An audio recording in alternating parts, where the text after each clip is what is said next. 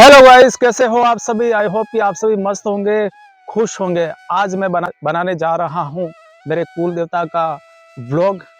और कैसे है, कैसे दिखते हैं कुल देवता। अभी शारदीय नवरात्रि का दिन है और इस दिन हर गांव, हर गली नुक्कड़ में भक्तिमय वातावरण हो जाता है, का माहौल भक्तिमय हो चुका है। और मैं मेरे कुल देवता जामदर बाग से आ चुका हूँ।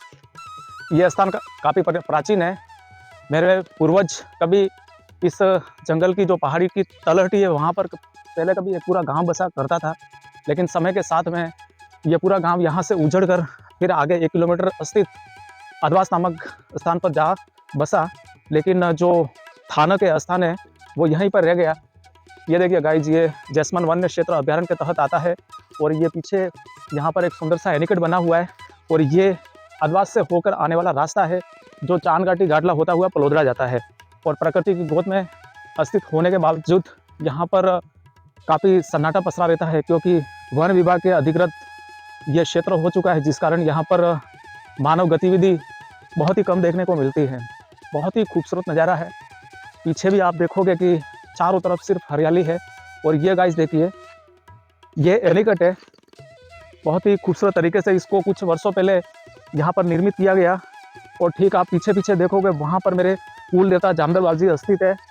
यहाँ पर गाइज मैं आपको बता दूँ, पूर्व में मैंने बताया था आपको, वो जो तलहटी है पहाड़ की, वहाँ पर कभी ये अधवास गांव हुआ करता था। आज से 500 से 700 वर्ष पूर्व ये जो तलहटी, ये जो छोटी सी पहाड़ी है, इस पर घर के अभी भी अवशेष आपको मैं अगर दिखाने की कोशिश करूँगा, यहाँ पर जगह जगह पर अभी भी घरों के खंडर यहाँ पर देखने को मिलेंगे। और गाइज यहाँ पर एक बावड़ी थी, सीढ़ी नुआ कुआं कहते हैं उसको, बावड़ी थी। वहाँ पर कभी वहाँ रहने वाले लोग जो मेरे पूर्वज थे पानी भरा करते थे। और एक यहाँ पर कुई बनी हुई है जिसको कुआं भी कहते हैं। उसमें 12 मास पानी रहता है, जिस कारण यहाँ पर हरियाली काफ़ी अच्छे से देखने को मिलेगी। और गाइज मैं थोड़ी देर के बाद मैं वहाँ ले जाने वाला हूँ। बहुत ही खूबसूरत स्थान है। थानक है, देवरे है, वहाँ पर भक्तों की जो काफ़ी भीड़ लगी रहती है। और ये सोलंबर जिले के जैसमन वन्य क्षेत्र अभ्यारण्य के तहत आता है। ये पीछे ही पीछे मेरे जो कुल देवता है जामदर बाग जी, ये स्थान है। और ये चारों तरफ आप देखोगे जंगल के बीच में एक छोटा सा स्थान मौजूद है, ये एनीकट बना हुआ है। और गाइस जो मैं आपको बता दूं, यहाँ पर एक हज़ारों वर्ष पुरानी कुई है जिसमें कभी पानी सूखता नहीं है। यहाँ के जो ग्रामीण है वो कहते हैं कि चाहे कितना भी काल पड़ जाए, लेकिन यहाँ पर पानी हमेशा रहता है। यही वो कुई है जिसमें पानी 12 मास टोप पर भरा रहता है।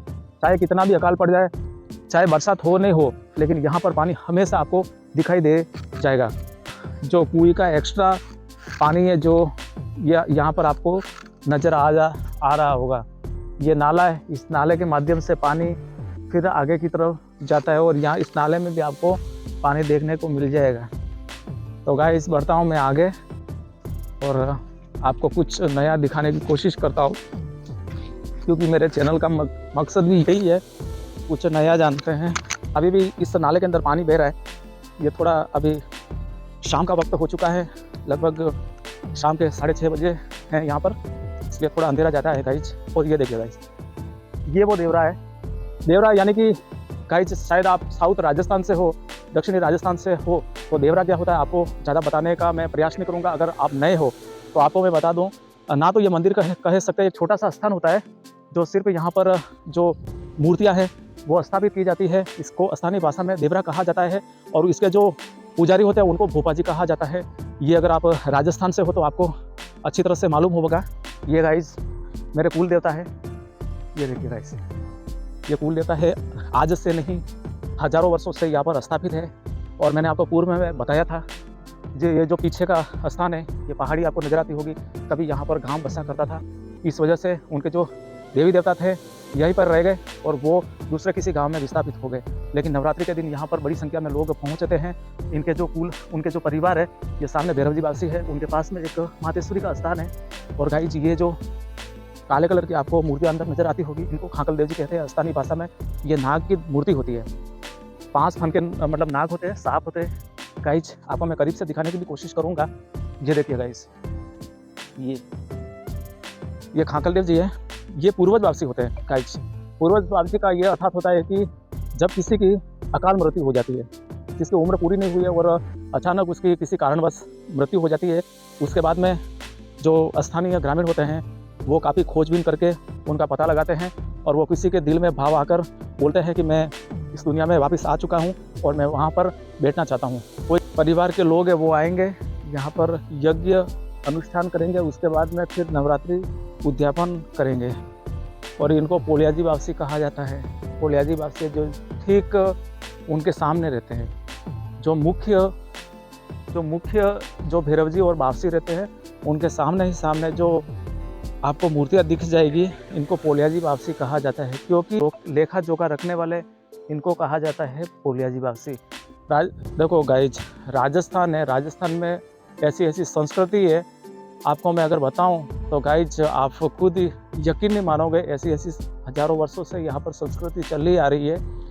ये जो पीछे देवता है, ये किसी के दिल में आकर यहाँ पर बाकायदा लोग आएंगे, ढोल नगाड़ा बजाएंगे, फिर उनके दिल में भाव आएगा और ये इनकी जो भी डिमांड होगी और जो दुखी यात्रु यहाँ पर आएंगे अपनी अपनी समस्या इनको सुनाएंगे। यहाँ पर ये प्रत्यक्ष रूप से उनसे बात करेंगे किसी दूसरे के भोपा जी के दिल में आकर और उनका जो समाधान है ये बाकायदा करेंगे। यहाँ पर पहल पहल थी गाइज, समय के साथ में जैसे जैसे समय आगे बीतता गया तो यहाँ से भी लोग दूसरी जगह विस्थापित करने लगे और जब लोग कहते हैं कि भीलों का राज था उस समय यहाँ पर लोग बसा करते थे, फिर राजपूत काल आया, फिर राजपूत जो राजा महाराजा यहाँ पर आए, फिर लोगों को आगे गांव की तरफ ज़मीन दी और वहाँ पर खेती करने के लिए ज़मीन दी और फिर आगे बुलाया, जो धीरे धीरे जाकर एक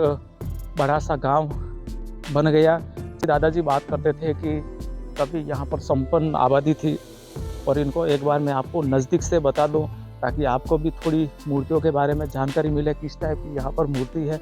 वैसे तो मूर्ति पर कोई नक्काशी नहीं की गई है, सिर्फ इसको एक पत्थरनुमा है और यहाँ पर स्थापित कर दिया है और मालीपना, ये दीपक अंदर जल रहा है और ये दीपक है, इनको ये मुख्य मूर्ति है गाइज। ये भैरव जी बाबूजी है, होमियाजी भैरव जी बाबूजी भी कहा जाता है इनको। और इनके ऊपर देखो काफ़ी अच्छे से इनका श्रृंगार किया गया है। ये मातेश्वरी त्रिशूल है, ये स्थान ये मातेश्वरी का स्थान है। और ये देखिए गाइस, ये सारे यहाँ पर मूर्तियाँ हैं। ठाकल देव जी की अंदर मूर्ति आपको नजर आती होगी। ये इनके 5 फन होती है और ये भी परिवार के किसी न किसी के सदस्य है। इन मूर्तियों के ऊपर बाकायदा उनका नाम लिखा रहता है कि ये कौन थे और किसके पूर्वज थे। बाकायदा आपको कभी विस्तृत में अगर आपको जानना है तो कृपया कमेंट बॉक्स में आकर प्यारा सा कमेंट करना, जिससे मैं जो खाकल देव जी क्या होते हैं उनके बारे में पूरी जानकारी बताऊंगा। मकसद से मैं यहाँ पर आया था क्योंकि मैं नवरात्रि स्थापना हुई थी उस वक्त नहीं आया था, इसलिए मैं आज 8वें दिन यहाँ पर आया हूँ। परिवार था कभी यहाँ बसा था, उनके जो अभी नई पीढ़ी है, युवा पीढ़ी है, यह वो यहाँ पर आकर मन्नत मांगेगी और उनकी जो समस्या होगी यहाँ पर आकर सुनाएंगे। हो सके तो मैं वो वीडियो भी आपको बताने की जरूर कोशिश करूँगा।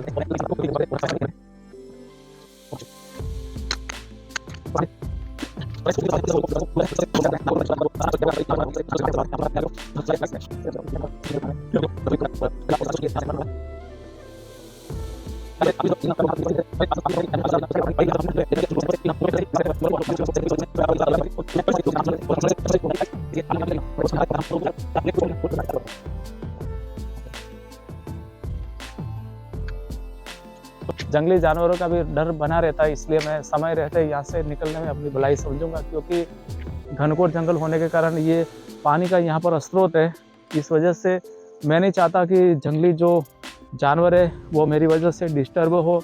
या भले यह कभी गांव बसा हुआ करता था, लेकिन समय के साथ में जसमान वन क्षेत्र अभ्यारण्य के तहत इसको अपने वन विभाग ने अपने कंजर्वेशन क्षेत्र में ले लिया, जिस कारण ये अभी वन क्षेत्र में आता है। यहाँ पर हम ज़्यादा कोई निर्माण कार्य नहीं कर सकते हैं, क्योंकि वन विभाग की स्वीकृति के बिना उनके कार्य क्षेत्र में होने की वजह से यहाँ पर हम किसी तरह का पक्का निर्माण नहीं कर सकते। फिर भी हो सके तो यहाँ पर कभी कोई अगर करना चाहे तो थोड़ा बहुत जो स्थान बना हुआ है यहाँ पर ज़रूर थोड़ा बहुत बाउंड्री वाल वगैरह बना सकता है।